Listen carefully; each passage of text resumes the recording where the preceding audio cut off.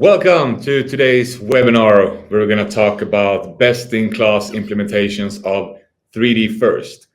And I'm the host, and I have with me who? Mattias, Head of Customer Success at Fibbl. Yeah, so mostly I'm going to ask Mattias questions. That's how it's going to go today. And just to kick things off, Mattias, could you just briefly explain what the hell is 3D-First? Yeah, for sure. So 3D-First is when you lead with a 3D experience and you put 2D content secondary. So you give the end consumer the possibility to explore the product just the way they want it. And why do people do this? First of all, it's a better experience. We have seen in the data when we talk about with other customers that only 5 to 10% are actually looking at the fifth or sixth photo, which usually is the sole for footwear brands. So how the hell do you experience someone to make a good decision if they haven't seen the sole? So with 3D-First, the user can control and look at the details that they want to look at, basically. Second of all, it also helps the brand perception and the product perception and the perceived value. So it feels more costly, higher value. So it helps with the whole perception of the whole experience.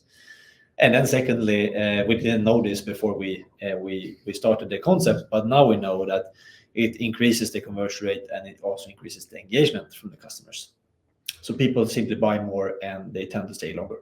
Yeah, and now after like 1 minute, I go off script directly. But you have a lot of dialogues with the customers once they have decided, yeah, we're going to do 3D. Then you have a lot of, and it's big brands, it's medium brands.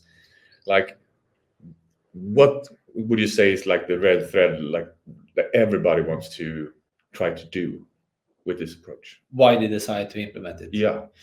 Well, everyone buys the argument that it's better to give the control to the user. Yeah. So there is a pretty simple logic from the brick and mortar stores. Like, yeah, you have the product listing page, which is the traditional shelves. You see something, you go there, you click on the e-commerce, and you pick it up and you look at it. So yeah, like why should someone decide what you see of the product? Why don't you just let the consumer look at what they want? When people hear that and they reflect that, okay, this is the way we have been shopping for hundreds of years in physical stores, yeah, why shouldn't we have the same behavior on the e-commerce? Then secondly, you show some data, right? Yeah. You back it up. Okay, how is this actually working? Because even though we're used to it in an offline and physical world, we're not used to it in an online world. So there's also needs to happen a bit of a maturity level. So now we also have the evidence on how this is performing, and of course that helps for new clients to begin and adapt this. Yeah, that's good. And then we go into also how, and like we're gonna show you some examples. So it's not gonna be just me, Mattias, talking, but then you come into design and how to explain this. Yeah. Like for the, let's say it's new for the brand, it's also new for the end consumer, like this is possible. Yeah. And we're going to go through some experience. But what do you think with your experience, like how to communicate this like in an overall level to the end consumers? Can I show an example? Yes, already now? You can. Because I think that our client No Name has done it pretty well. So this is a French brand mainly doing sneakers. And I think that we're going to see it soon. The UX and UI on the product detail page is self-explanatory. Yeah. But if it wouldn't be so for any particular users, they have also helped and communicated this in different ways along the customer journey. So already here on the start page, they have incorporated a little GIF or a video that actually tells the consumer that this possibility exists. Yeah. Which is great because you're setting the expectations already now. And what happens when you click on this one is that you come to a landing page that has all of the sneakers that has this technology. And for people higher up in the funnel, I think this is a great demonstration of how to do it, because lower the funnel, it could be like, okay, I just want that specific no-name sneaker. It should be green, or it should be white, or it should be wide or narrow, whatever it could be. But for consumers higher up the funnel, this could actually be the reason for why someone should buy from this particular brand instead of a competitor. Because why should a consumer settle for regular 2D images and text when they have experienced this? So I think having a landing page like this, demonstrating that these technologies are available with some icons, and also having another GIF explaining the second technology, you can actually try this. Everything is just tools. So you're telling the consumer, on our site, we have these tools for these sneakers, go try it out. It may lead that someone doesn't buy, then maybe was preventing a return, or it may lead to that someone bought. So that's higher conversion. So I think this is a great example, from the start page to the listing page, and then eventually to the product page, how it should look basically. So sometimes people can be on a metro, or they can be on a poor Wi-Fi. So we cannot rely on that the 3D model would be as fast as an image. Yep. But what you saw there was happening was that we're loading the 3D model above the product image. So, and then it comes to life with this finger animation, so people understand that they can actually twist and turn right away. So I think, this is the way to do it basically. Of course, details might change and be different from brand to brand, but essentially this is a great way of demonstrating this. Yeah, so you would say that they have the offline experience and they have done a great job putting that online. Yeah, for sure. Yeah, for sure. And we have a script. I have a script here. I'm going off it a little bit because it's interesting. You mentioned like the messaging around it. Yeah. And when you have this type of technology, 3D, virtual try, and all that stuff, you can also start using different communication that goes well into, of course, we see it on e-commerce, but what do you see customers do? The newsletter, social media, like all of that stuff goes into it as well. So what do you say, if this is the first step, what do you see the customers do the second, the third step? No, so it's exactly like what you saw there on the PLP listing page or the start page. I think that can be reused for an email send out, or an Instagram post, or an announcement on Facebook, or whatever. I think essentially it's just about explaining it both in text and visuals of what this actually is. So that can be reused in multiple ways basically.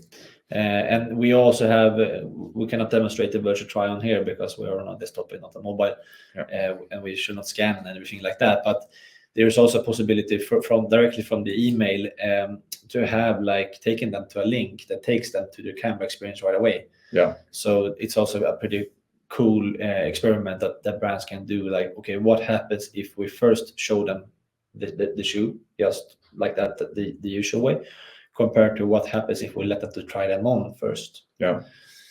So yeah, it's a big difference, and we all know that Gen Z is growing. They're getting older.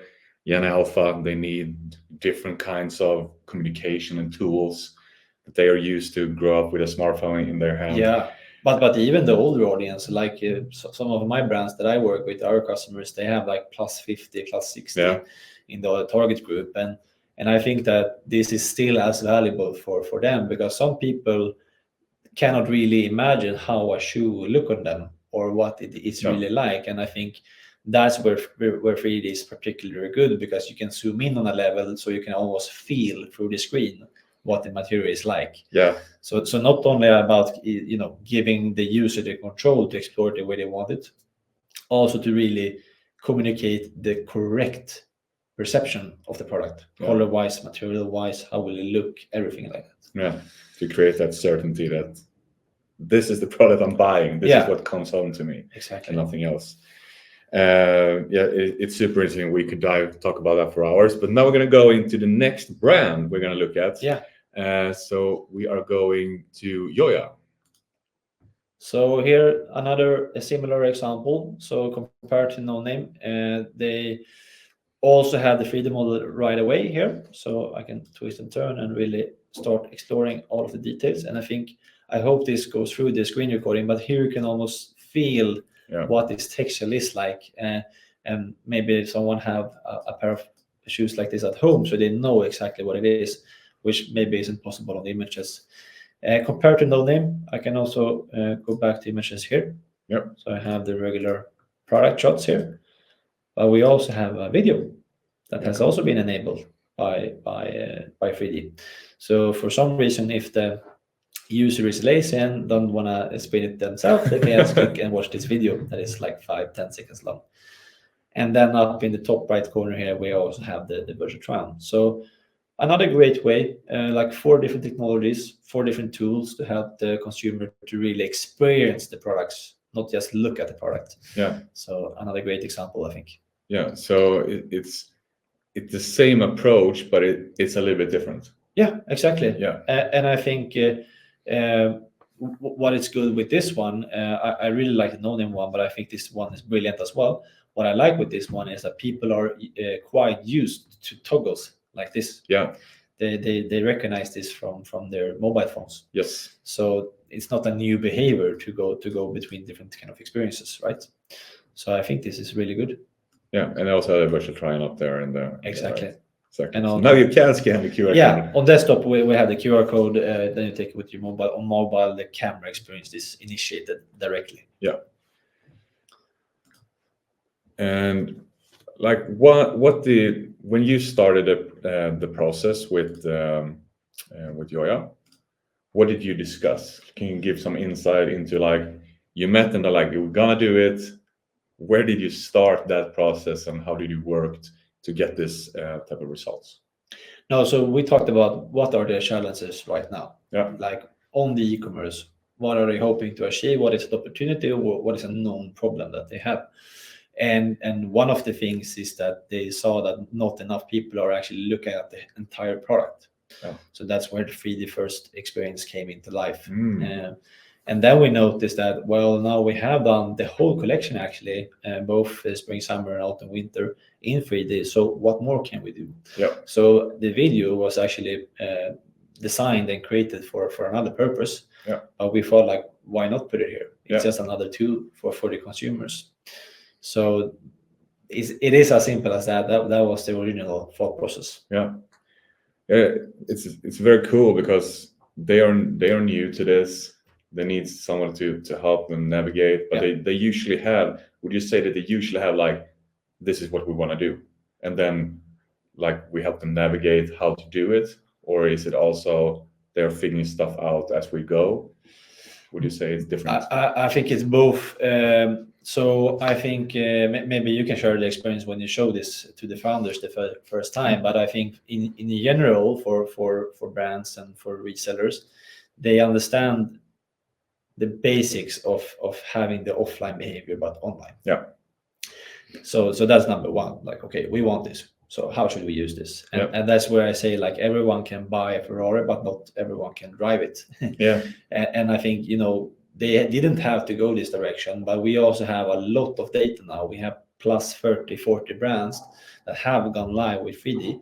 And if we're not speaking about the conversion rates and return rate that we always talk about, and if we just look at the engagement, like just compare 5th or 6th photo, 5 to 10%, 3D-First, up to 65, sometimes 75 and 85% that actually begins to twist and turn the model.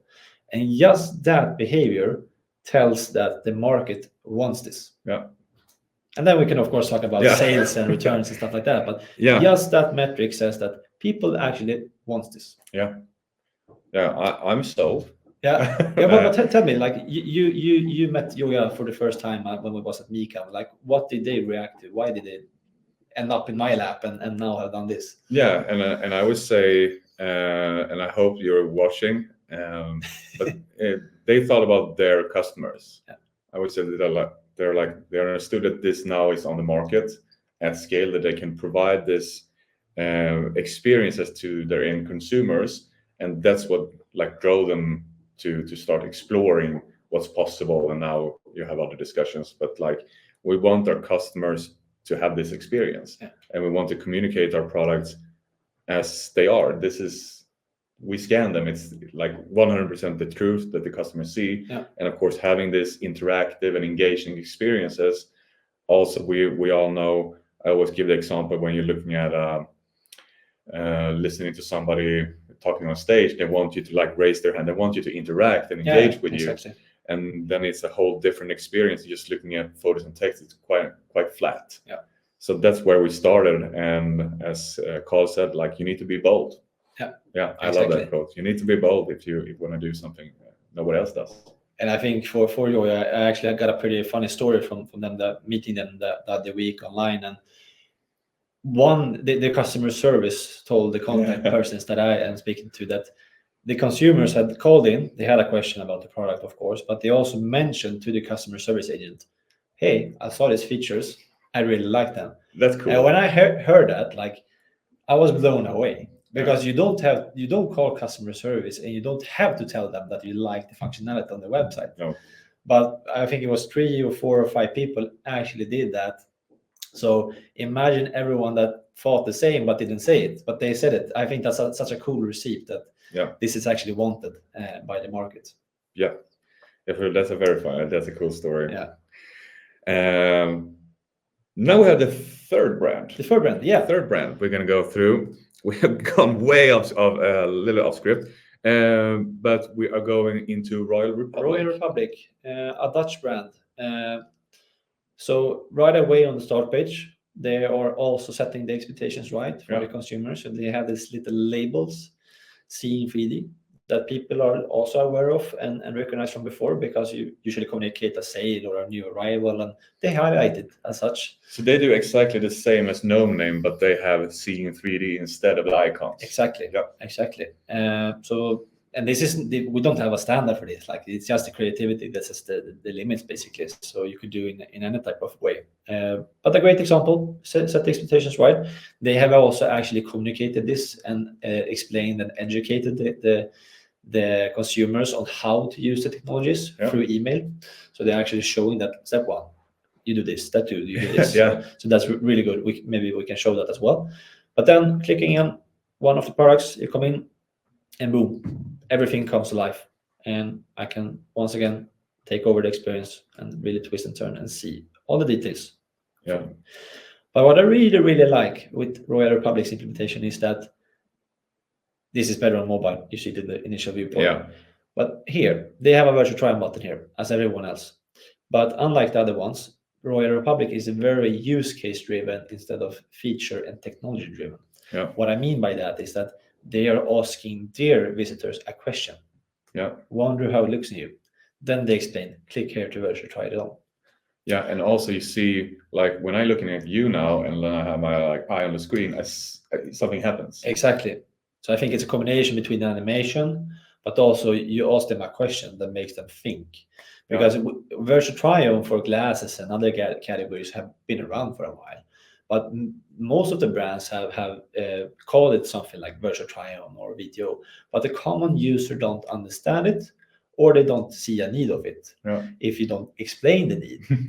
So this is the exact same thing, right? You pick it up from the shelf in the PLP, you explore it. If you like it, then you try it. So how should you get them to try it? Well, you ask them, do you wonder how it looks in you? I think it's so simple yet so powerful. Yeah, I get it. And what are they looking to do right now? You mentioned email, and also, like, I think it's interesting that they take it so far. So they think, okay, we're going to implement this new experiences on our e-commerce, and then we need to also help our customer use this the best possible way. Yeah. So the education part as well, I think is interesting. Yeah, for sure. And I mean, like, it's not a very heavy education. No. It's like a 3-step rocket ship, right? Yeah. So I think in their email they have, like, 1, select the products, 2, export in 3D, 3, click to try it on. Yeah. So it's nothing more sophisticated than that. But just telling the users in email, in social, in other ways that you can actually use this and experience our products in this way, that's a new thing. And I think having that as a communication pillar in other channels could also make one choose Royal Republic instead of Adidas or Nike that doesn't have this. Yeah. So it's another tool in the box from a marketing perspective as well. Yeah. And let us segue into the marketing or other areas of use. Yeah.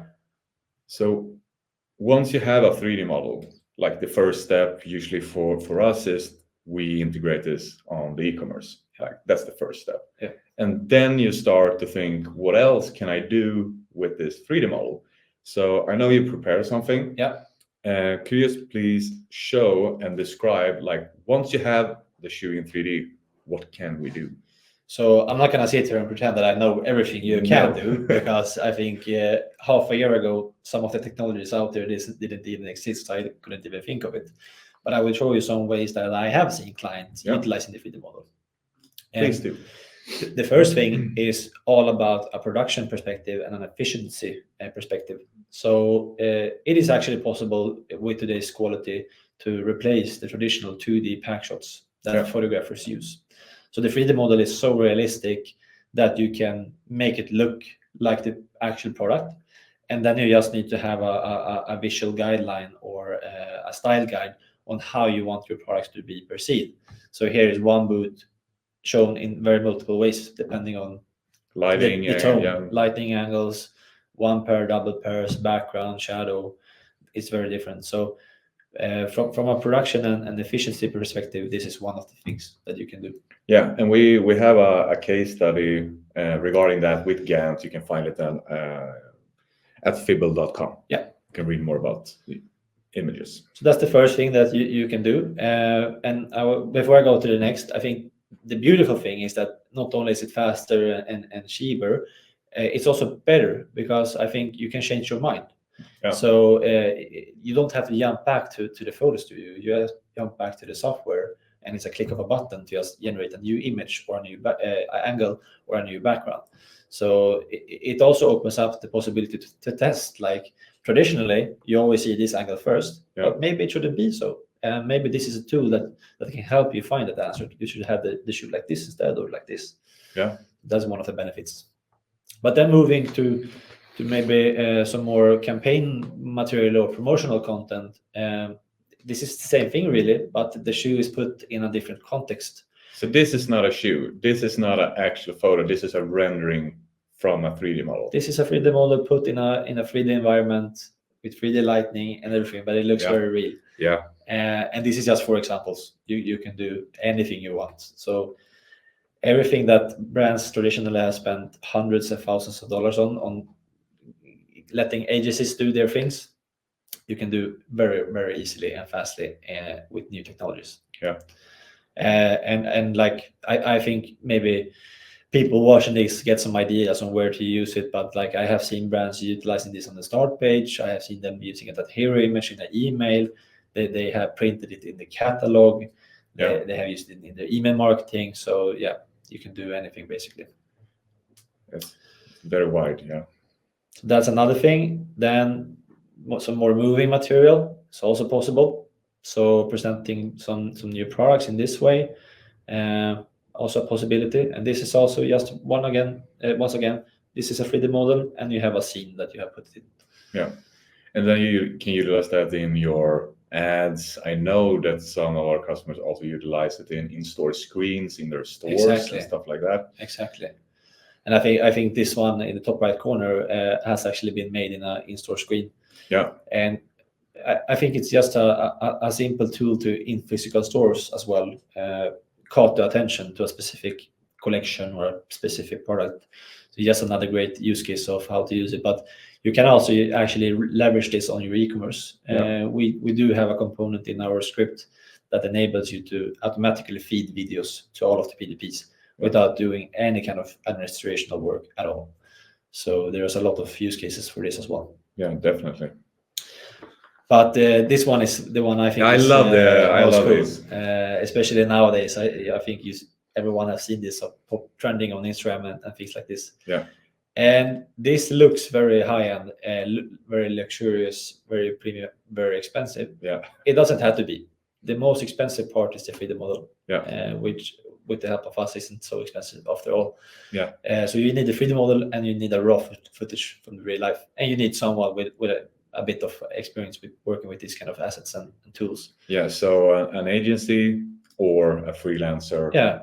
That know 3D, but like the first question, if you go to an agency, it's like, I want to do like the left one here, then they would ask to have the 3D model. Exactly. Yeah.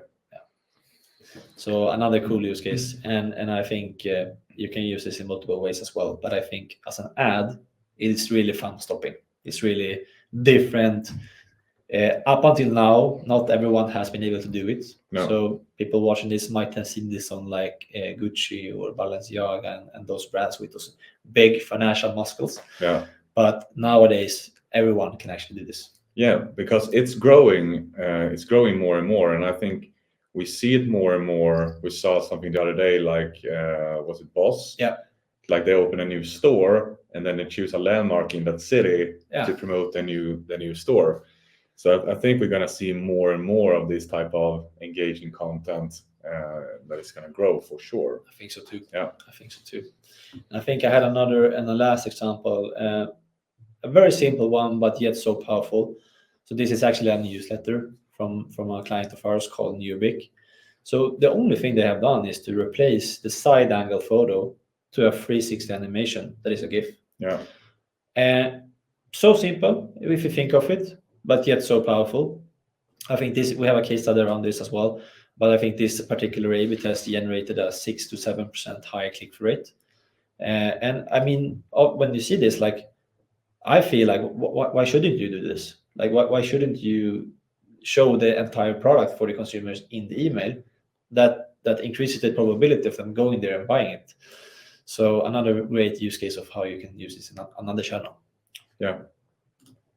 Yeah, like we like when we get the question sometimes from potential clients, like, what can I do with the 3D model? It's like, how long do you have? 2 hours? Yeah, or what can you not do? Yeah.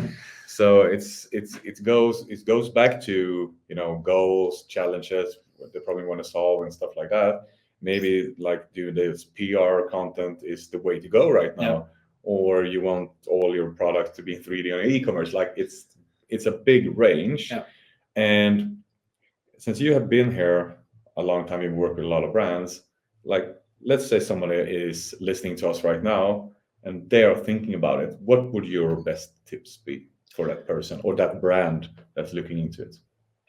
Sounds like I'm working at Nike, but I will just say, just do it. No, but what I mean by that is that I understand if there's a bit of a skepticism against this, because it's new. It has not been an industry standard for a while, but it's happening now. Yeah. So early adopters will be rewarded. So jump on the train, start small and test it, and let the data show the way. Yeah. That's my simple answer, basically. Yeah. And also don't think of it as something huge, a huge project that everyone needs to be involved in. I mean, 3D is a key to many doors, and you can involve your production department, your marketing department, your e-commerce department. But just sit down and think of like, okay, where do we have the most challenges right now? Yeah. For example, how many are returning the shoes because of a false representation, or is our conversion rate a bit over benchmark, or do we have problems with engagement rates on social? Like, just think of a bit where you potentially could see this fit in, yeah, and test it and then scale it if it works. Yeah. I would say the same. Don't make it this massive project. Like exactly like you said, start with something and then you work your way into different areas. And because my thoughts on it as well, like I hear our clients how they're thinking, how they speak. When they start with something, then it doesn't take very long for the other ideas to pop up, because like now we have it, why don't we use it over here and over here and over here? Exactly. But they can do that in a more structured way. Yeah, and that will grow by time. Yeah. So start somewhere. Yeah, that's awesome. And like we had a script. We've gone a little bit like this, but I think we're gonna. And I found a question here. Okay. Let's say we want to do it. How does it work?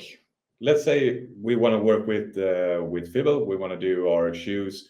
How does that process look for us? Yeah. Do you want to start with the commercial process, and I can take over for the technical? So if you take them when the shoes are right. Yeah. Then I answer the question myself. No. So how we usually work when a brand says yes, then we choose how many products are they going to turn into 3D. Let's say it's 50.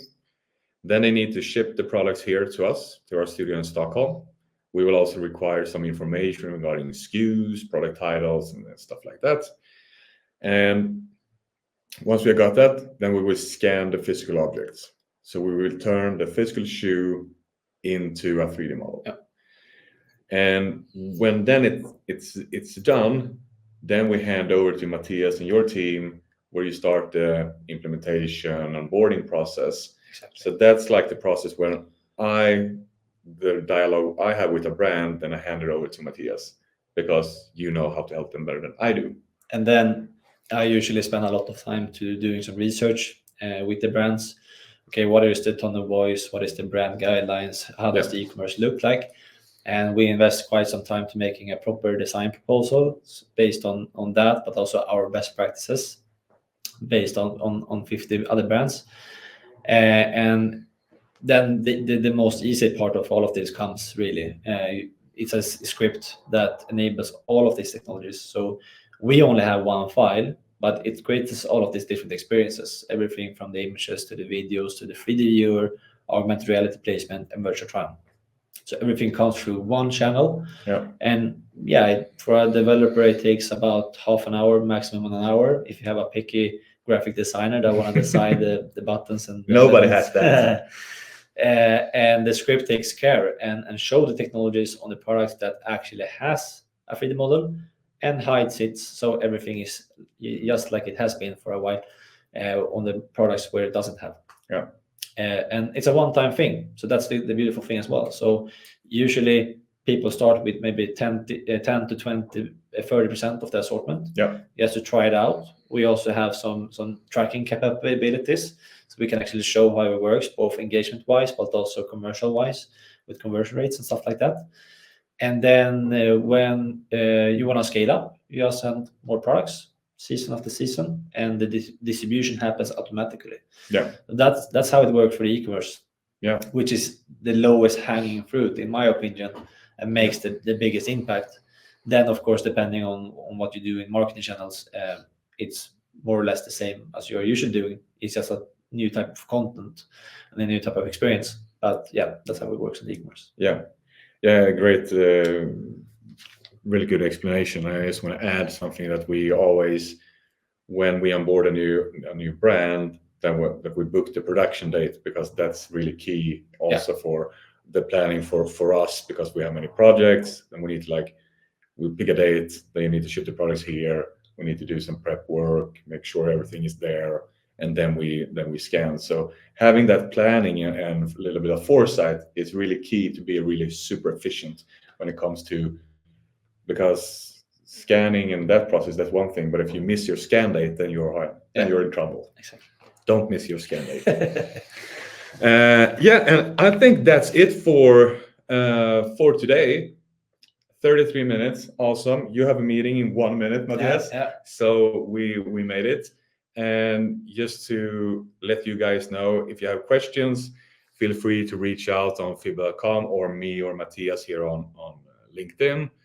And then we just take the dialogue from there. We're always happy to help. And if you have watched this far, we thank you. Thank you, guys. Take care. Bye-bye. Bye.